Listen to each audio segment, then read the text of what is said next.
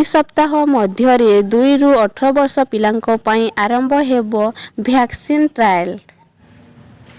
Covid test 70,000କୁ ବଢ଼ିବ। ରାଜ୍ୟରେ ଆଉ ହେବନି ପ୍ଲାଜମା ଥେରାପି। ଦ୍ୱିତୀୟ ଲହର 269 ଡାକ୍ତରଙ୍କ ଜୀବନ ନେଇଛି। ପ୍ରଥମ ଲହରରେ 748 ଜଣ ଆଖି ବୁଜିଥିଲେ। ବଙ୍ଗୋପସାଗରରେ ଆସୁଛି ବାତ୍ୟା।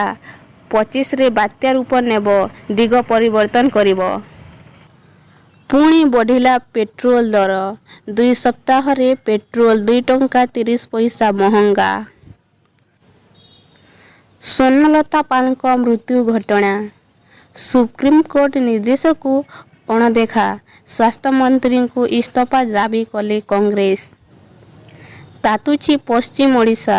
6 ସହରର ତାପମାତ୍ରା 40 ଡିଗ୍ରୀ ଉପରେ। 2,70,000 ଟଙ୍କାର ବ୍ରାଉନ୍ ସୁଗର ଜବତ। ବେପାରୀ ସହ 4 ଗ୍ରାହକ ଗିରଫ। ଦେଶରେ ସଂକ୍ରମଣ କମୁଛି, ବଢ଼ୁଛି ସୁସ୍ଥ ସଂଖ୍ୟା।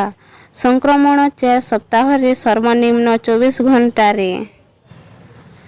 ଜୁନ୍ 1 ତାରିଖ ସକାଳ 5ଟା ଯାଏଁ ରାଜ୍ୟରେ ଲକଡାଉନ୍ ବୃଦ୍ଧି ଘୋଷଣା କଲେ ମୁଖ୍ୟ ଶାସନ ସଚିବ।